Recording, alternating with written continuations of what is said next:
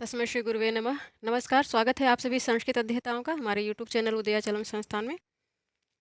हम लोग एनसीईआरटी की व्याकरण विधि, जो कक्षा 9-10 का कंबाइंड व्याकरण है संस्कृत का, उसका अध्ययन कर रहे हैं। तो ये समास प्रकरण चल रहा है। समास प्रकरण का अध्ययन हो चुका है। अब इसमें जो अभ्यास कार्य आ रहा है, अभ्यास कार्य को इस फाइल में पढ़ लेते हैं। अभ्यास कार्य से होता है कि पूरे समास प्रकरण का एक बार रिवीजन हो जाएगा। तो रिवीजन के लिए बेहद ही आवश्यक होता है अभ्यास वाला वीडियोज। इससे ये हम लोगों को पता भी चलता है कि परीक्षा में कैसे प्रश्न आएंगे, कैसे उनको हल करना है। तो हल करने का आइडिया भी होता है परीक्षा में, बोर्ड परीक्षा में, चाहे आप बोर्ड परीक्षा में बैठ रहे हैं या फिर कॉम्पिटिटिव परीक्षा में एग्जाम में बैठ रहे हैं, जैसे केंद्रीय विद्यालय संगठन की टीजीटी में, उसकी दृष्टि से भी ये बेहद ही आवश्यक हुआ करते हैं। इसलिए अभ्यास कार्य, जितने भी टॉपिक हम पढ़ाते चल रहे हैं, अभ्यास कार्य भी देते चल रहे हैं ताकि आप लोगों को एक्सपीरियंस हो, पहले ही उसको पढ़ें और इस अनुभव का प्रयोग आप लोग परीक्षा में करें, सबसे अच्छा करके आएँ ताकि वहाँ। तो आइए अब टॉपिक पे आ जाते हैं, पढ़ लेते हैं।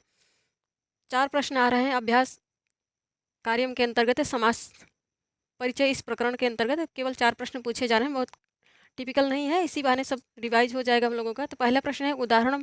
उदाहरणम प्लस उसको पढ़ेंगे तो तोड़ के पढ़ेंगे तो बनेगा उदाहरणम प्लस अनुसृत्य। तो मिला के पढ़ेंगे तो बना उदाहरणम अनुसृत्य। इसका अभिप्राय है उदाहरण का अनुसरण करके। रिक्त स्थानानाम, ये षष्ठी बहुवचन में बन रहा है, तो इसका अभिप्राय है कि रिक्त स्थानों को या फिर रिक्त स्थानों की, स्थानानाम रिक्त स्थानों की पूर्ति कोष्ठकात, कोष्ठक से समुचितई समस्त पदई है, उचित समस्त पद के द्वारा करो। समुचितई समस्त पदई क्या है? ये तृतीया बहुवचन, दोनों ही पद तृतीया बहुवचन में आ रहे हैं। ये लोट लकार मध्यम पुरुष बहुवचन की क्रिया है। तो उदाहरण एक दिया गया है, इसी उदाहरण के संदर्भ में बाकी 6 प्रश्न को हम लोगों को करके दिखाना है। तो ये बहुत ज़्यादा प्रश्न नहीं पूछे जा रहे हैं, 6 ही प्रश्न पूछे जा रहे हैं। उदाहरण पढ़ लेते हैं। तौ लवकुशौ वाल्मीकि आश्रमे पठतः। तौ क्या है? सह तौ ते। सह तौ, तौ क्या है? 2 वचन का है, दकारांश सर्वनाम है। ये सर्वनामिक विशेषण होके आ रहा है क्योंकि लवकुश के साथ आ रहा है, इसलिए सर्वनाम जब किसी संज्ञा के साथ आता है, उसको द्योतित करने के लिए आता है, तब उसको सर्वनामिक विशेषण कहा जाता है। इसलिए ये तौ प्रथमा 2 वचन में आ रहा है, लवकुश के लिए आ रहा है, इसलिए ये सर्वनामिक विशेषण होके आ रहा है।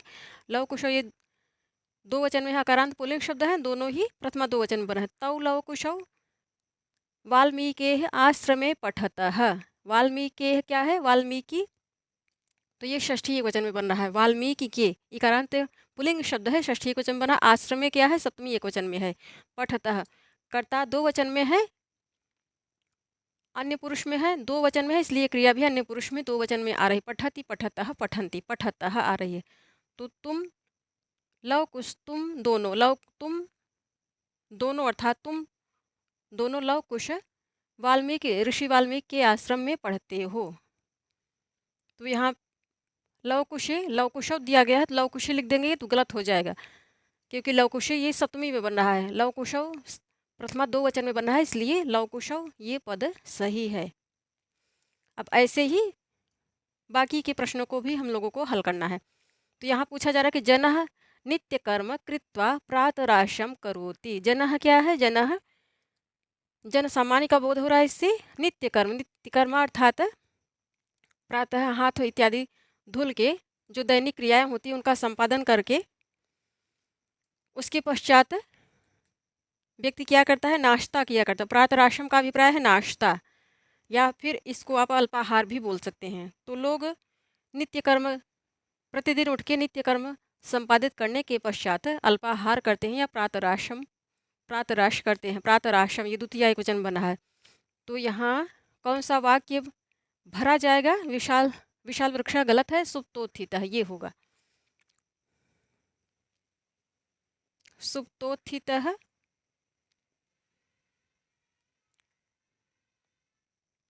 सुप्तोत्थितः जनः नित्यकर्म कृत्वा प्रातराशम करोति। सोकर उठे हुए लोग नित्यकर्म संपादित करके अल्पाहार करते हैं या प्रातराश, प्रातराश, प्रातराशम का ही अभिप्राय है। नाश्ता, नाश्ता को करते हैं या नाश्ता करते हैं, ये कह सकते हैं आप हिंदी में।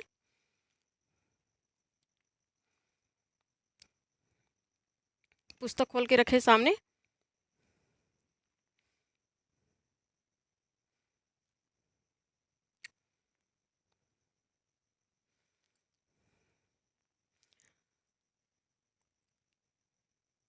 तत्पुरुष का भेद कर्मधारय होता है। कर्मधारय भेद के अंतर्गत ये पद आया है। सुप्तोत्थितः, सुप्तोत्थितः यहाँ पे दिया। आदौ, आदौ सुप्तः पश्चात उत्थितः, पहले सोए फिर उठे, तो समस्त पद बना सुप्तोत्थितः, सोकर उठे। फिर दूसरा प्रश्न आ रहा है, त्रयाणाम लोकानाम समाहारः इति कथ्यते। त्रयाणाम लोकानाम समाहारः, ये क्या आ रहा है? ये द्विगु समास आ रहा है, अर्थात पहले संख्या का बोध हो रहा है। हम लोगों ने कर्मधारय के संबंध में पढ़ा कि जब कर्मधारय का पहला पद संख्यावाची होता है तब वही द्विगु हो जाता है। आप यहाँ देख भी सकते हैं, यहाँ कहा जा रहा है कि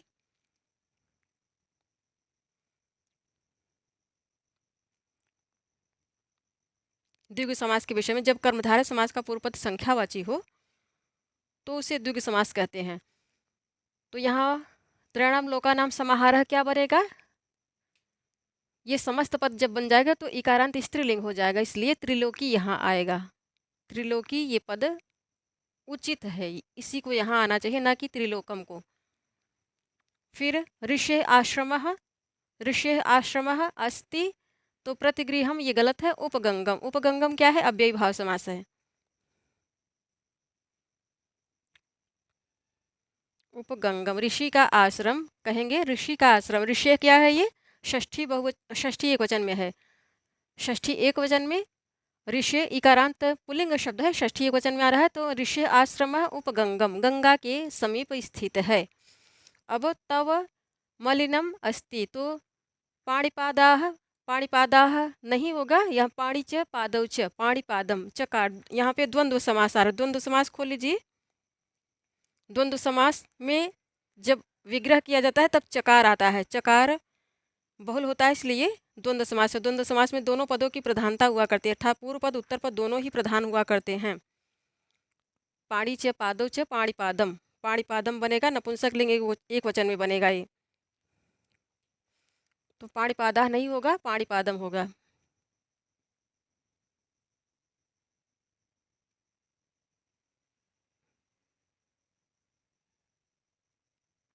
तो पाणिपादम, तो पाणिपादम मलिनम, तुम्हारे हाथ पैर गंदे हैं, इसका अभिप्राय है।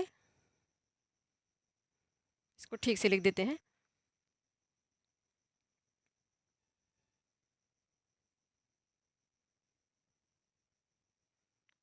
मलिनम अस्ति, पाणिपादम यहाँ मकार है, तो इसलिए हलंत मकार को बिंदी के रूप में रखेंगे या अनुस्वार के रूप में रखेंगे। तो सैनिकः व्रणयुक्तः जातः, स्वर्गपतितः, स्वर्गपतितः नहीं होगा, अश्वपतितः, अश्वात्पतितः, यहाँ पे तत्पुरुष समास, पंचमी तत्पुरुष आ रहा है, तो कहेंगे अश्वात्पतितः, अश्वपतितः, अश्वपतितः सैनिकः व्रणयुक्तः जातः, घोड़े से गिरा हुआ सैनिक घायल हो गया। व्रण माने घाव होता है, तो व्रणयुक्तः जाता है। जीवनस्य उद्देश्याः सन्ति, तो धर्मार्थ काम मोक्षम, ये अशुद्ध है। धर्मार्थ काम मोक्ष, धर्म अर्थ काम और मोक्ष, तो जब ये समस्त पद होके आएगा तो ये बहुवचन में बनेगा। मोक्षः, मोक्षम, मोक्षः अकारांत पुल्लिंग शब्द है, प्रथमा बहुवचन में आएगा, क्योंकि धर्म अर्थ काम और मोक्ष चार चीज़ों को जोड़ा जा रहा है, इसलिए जब समस्त पद बनेगा तो यहाँ प्रथमा बहुवचन, अकारांत पुल्लिंग शब्द है, प्रथमा बहुवचन में आएगा।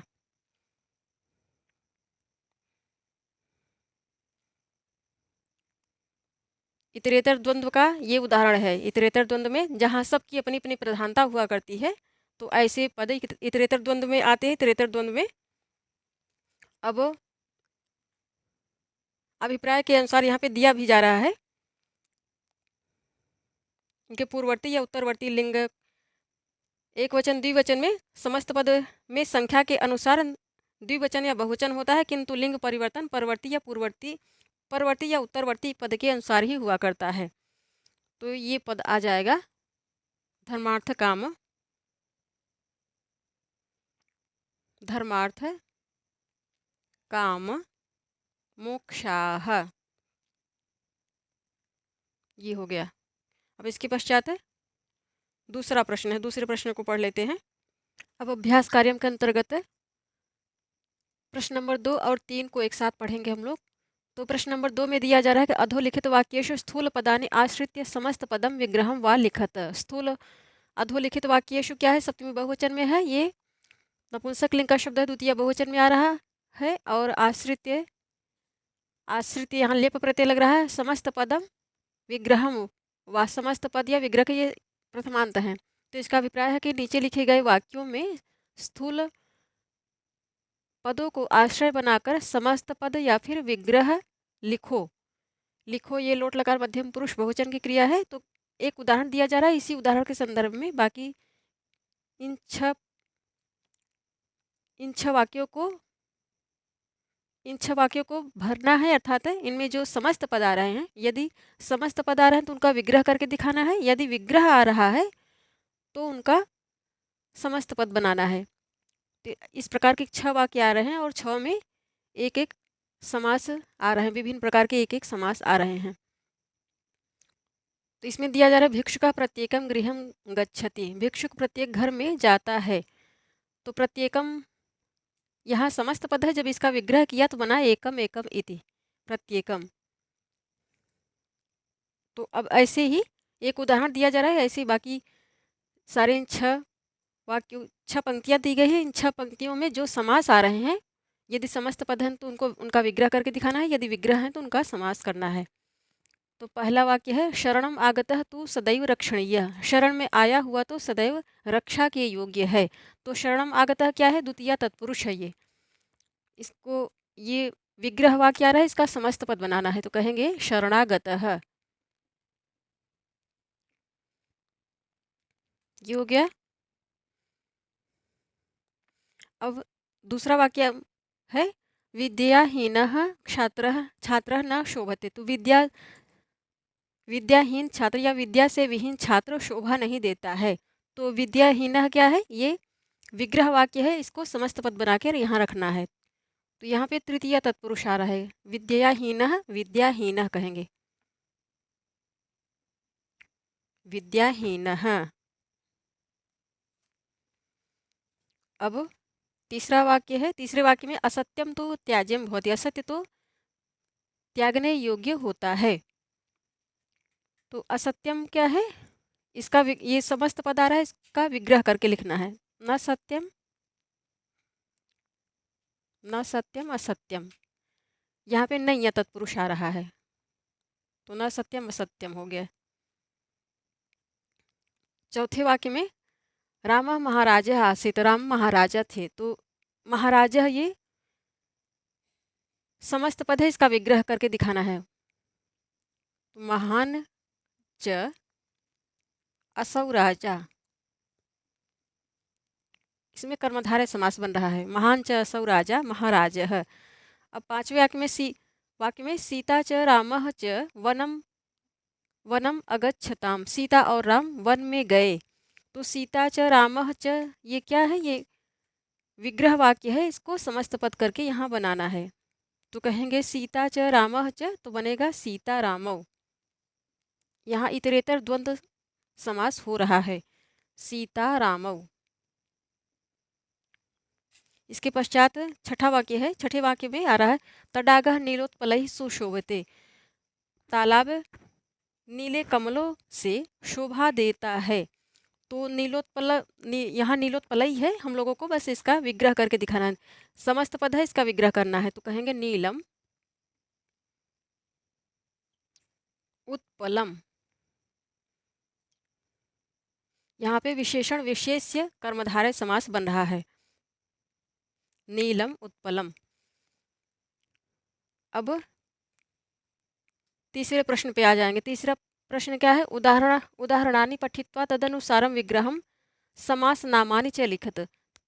तो इसका अभिप्राय है कि उदाहरण के अनुसार, उदाहरणान पठित्वा उदाहरण पढ़कर उसी के अनुसार विग्रह और समासों के नाम लिखो। विग्रह और समास नामानि, समासों के नाम लिखो। नामानि नाम, नामनी, नामानि, प्रथमा बहुवचन है तो इसीलिए बहुवचन में आ रहा है। तो कह रहे हैं कि उसी के अनुसार विग्रह विग्रह और समासों के नाम लिखो। लिखो लोट लकार मध्यम पुरुष बहुवचन में क्रिया है आ रही है।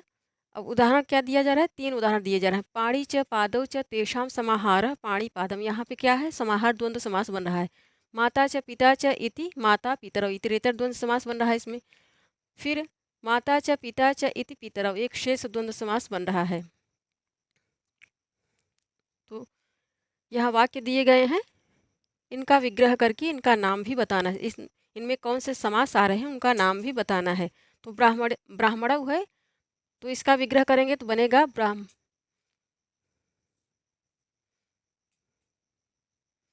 ब्राह्मणी च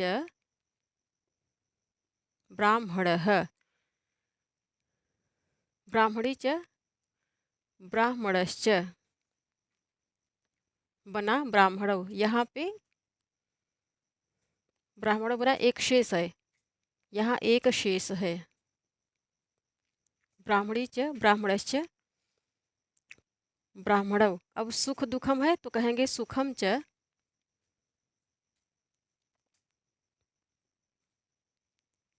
सुखम च दुखम, या फिर दुखम च सुख दुखम। यहाँ इतरेतर द्वंद्व समास है।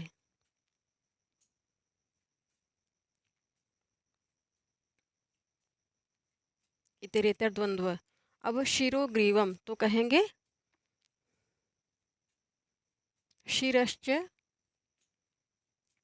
ग्रीवा च, शिरश्च ग्रीवा च शिरोग्रीवम। यहाँ भी इतरेतर द्वंद्व समास बन रहा है।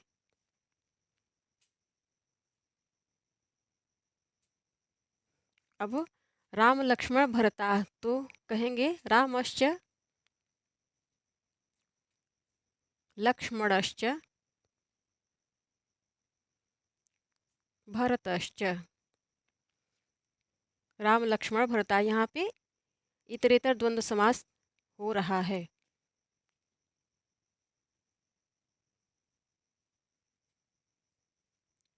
इतरेतर द्वंद्व समास। अब अजौ, अजौ में क्या है? अजा च अजश्च, अजा च अजश्च अजौ, यहाँ एक शेष हो रहा है। इसके पश्चात बालका है तो कहेंगे बालकश्च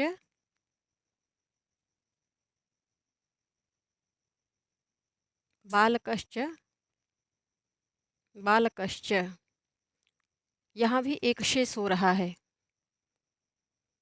एक शेष कहेंगे। अब शास्त्र प्रवीण तो कहेंगे शास्त्रे प्रवीण, शास्त्र में प्रवीण। यहाँ सप्तमी तत्पुरुष बन रहा है। शास्त्रे प्रवीण, शास्त्र प्रवीण।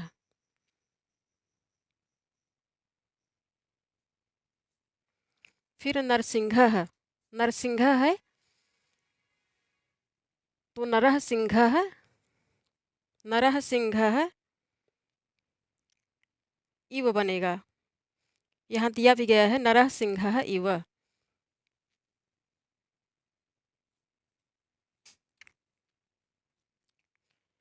यहाँ पे क्या है? कर्मधारय समास है, उपमान और उपमेय। नरः सिंह इव, पुस्तक में आप लोग देख सकते हैं कर्मधार उपमान उपमेय।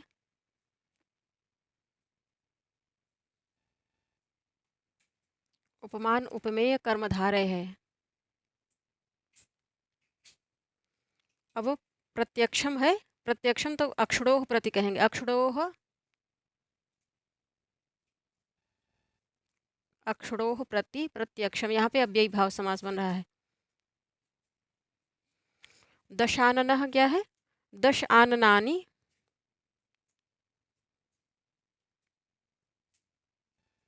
दश आननानि यस्य सह,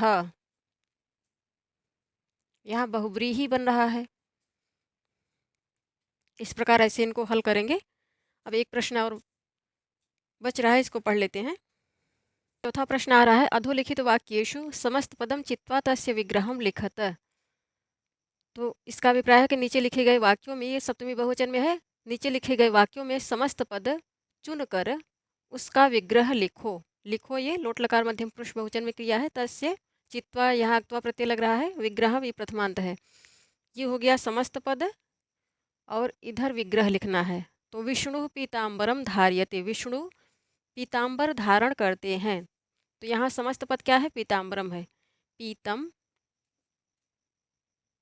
अंबरम यस्य सह।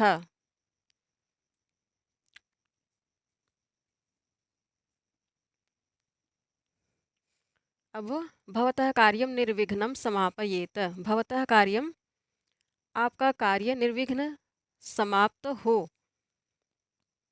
तो समस्त पद क्या है, निर्विघ्नम, न विघ्नम, न विघ्नम, न विघ्नम निर्विघ्नम, यहाँ पे नहीं है, तत्पुरुष है। अब दुर्गा सप्तशती पठितव्या, दुर्गा सप्तशती पढ़नी चाहिए। तो यहाँ सप्तानाम शतानाम समाहारः सप्तशती, यहाँ द्विगु समास हो रहा है, यहाँ नय्य तत्पुरुष हो रहा है, यहाँ द्विगु समास हो रहा है। अब शरविद्धा हंसा भूमौ पतितः, शरविद्धा अर्थात तीर लगा हुआ हंस भूमि पर गिर पड़ा। भूमौ ये इकारांत स्त्रीलिंग शब्द है, सप्तमी एकवचन में आ रहा है। हंस प्रथमांत है, पुल्लिंग है, पतितः। तो कहेंगे शरेविद्धः, तत्पुरुष इसमें बन रहा है, ये तृतीयांत बनेगा। शरेण विद्ध शरविद्ध, शर्पेण दष्टा सर्पदष्टा शरेण विद्ध शरविद्ध, अर्थात बाण से विद्ध, बाण से धंसा हुआ या बाण तीर धंसा हुआ, तो शरेण विद्ध। यहाँ तृतीय तत्पुरुष बन रहा है। अब वृद्ध पुत्र पौत्रम दृष्ट्वा प्रसीदति, वृद्ध पुत्र और पौत्रों को देखकर खुश होता है या प्रसन्न होता है। तो कहेंगे पुत्रश्च पौत्रश्च, पुत्रश्च पौत्रश्च पुत्र पौत्रम, पुत्रश्च पौत्रश्च, यहाँ पे द्वंद्व समास हो रहा है।